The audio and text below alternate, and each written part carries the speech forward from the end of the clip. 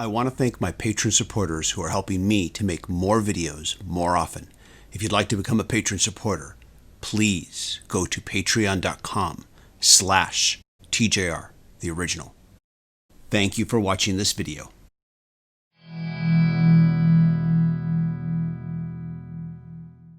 Hey everybody, this is TJR. Yesterday turned out to be a sort of Christmas day if you're a Marvel Cinematic Universe fan. And Marvel Studios released 4 trailers for 4 new TV series that will be streaming exclusively on Disney+. These include Falcon and the Winter Soldier, Wandavision, Loki, and What If. And so I thought I'd do a quick reaction to each one of these trailers. So up first, we have Falcon and Winter Soldier.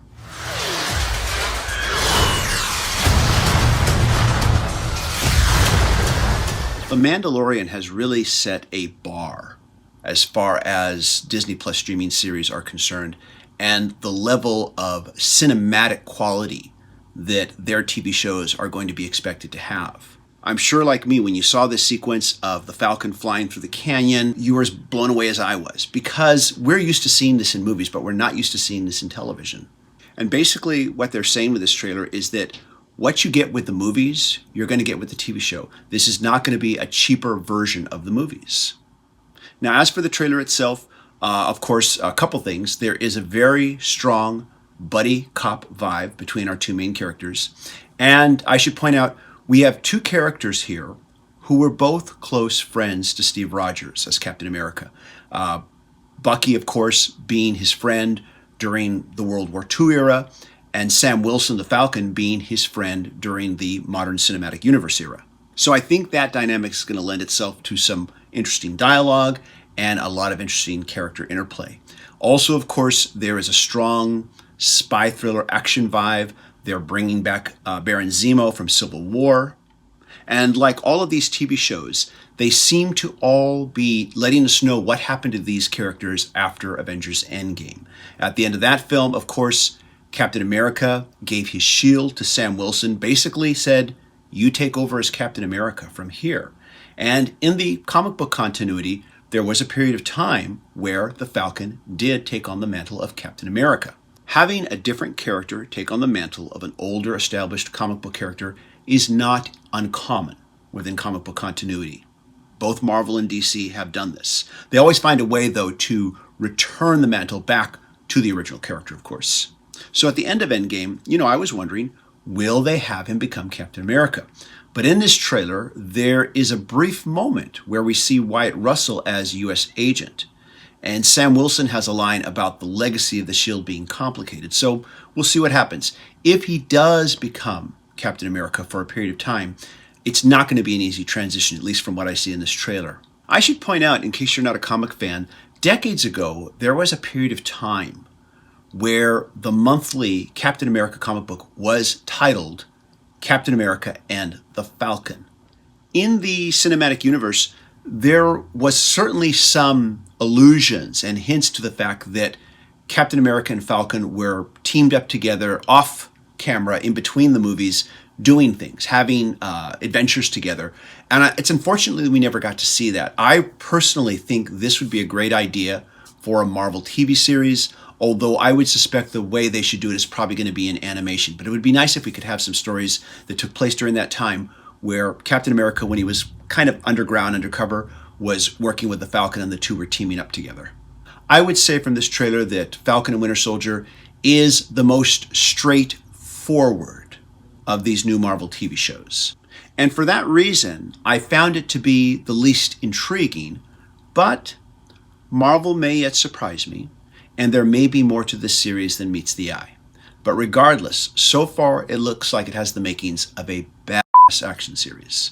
Up next, we have Tom Hiddleston reprising his role as fan favorite Loki. Now, I should pause and say that a while back, my partner and I watched Tom Hiddleston in the movie Crimson Peak. By the way, this is an excellent gothic horror film that you should watch. But after it was over, I remember my partner saying to me, Tom Hiddleston has got to be absolutely the best at playing charming bad guys. And it's kind of interesting how this character has evolved from just a straightforward bad guy like he was in the first Avengers movie to this fan favorite anti-hero that he is now.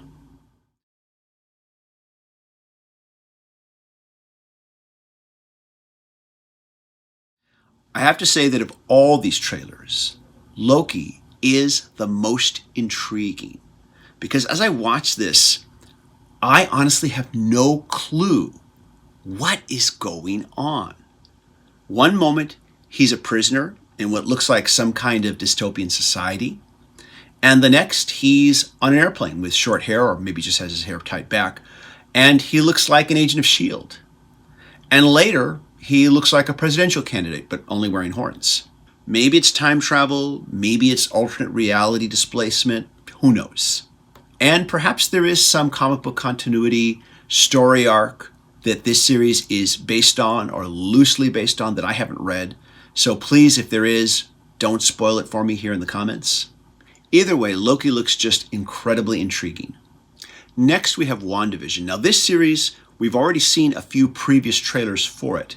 Like the previous trailers, we have clips of both Wanda and the Vision trapped in old-style TV sitcoms. It all looks very silly and funny on the surface, but you can see that there is a dark undertone to it all. Wanda, what's up? Who are you?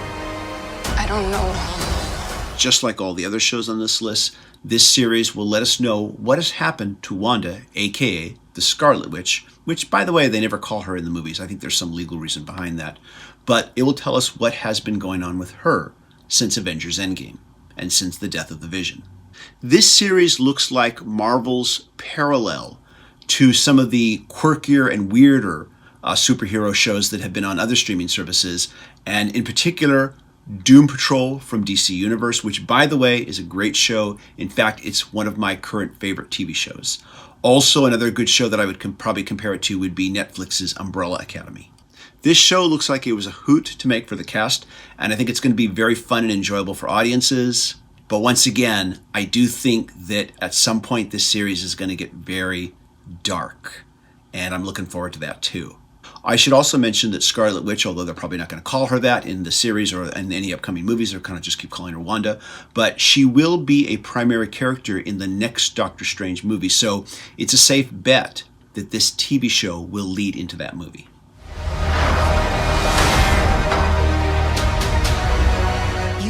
Finally, we have an animated series called What If? Now, during the 80s, What If was one of my favorite Marvel comics to read. The What If comic used to explore key moments in the Marvel comic book universe and then say, what if? What if this had happened instead? And then explore how the story might have gone. Oftentimes, this allowed the writers to explore story ideas that they couldn't do because many of them ended with very tragic consequences. So this TV show will take a look at key moments within the Marvel Cinematic Universe and do the same thing. Ask what if. I'm being openly cynical in what I'm about to say. I am predicting that this is the series that general audiences in America will be the least interested in. And I'm saying this because it is an animated series, and in America, for the most part, general audiences still view animation as a kid's medium. And for that reason, the animation style does intrigue me, because the animation style looks incredibly realistic. And it looks like it's using some sort of computer rotoscoping technique, probably similar to what was used in the movie Waking Life as a good example. And there is the possibility that Marvel Studios also realizes that general audiences overall still look at animation as a kid's medium. And so that by using this more realistic animation approach, it might draw more of an older audience. One side note, this series features Chadwick Boseman's last work for Marvel, as he did some voice work for this series. A quick look at IMDb shows that they're getting all the original actors to do the voices for this series. There was a brief shot of Iron Man in this trailer, but Robert Downey Jr. is not listed in the credits. Don't know if he'll actually be doing voice work for this series or not, but it will be interesting to find out. Anyways, those are my thoughts. Let me know what you think. Are you looking forward to these shows? Please leave a comment. As always, if you like what I'm doing, be sure to click a like, click subscribe, and smash that bell notification icon so you can know when I release new videos. Take care, everybody. I hope you all stay safe and healthy. Bye-bye.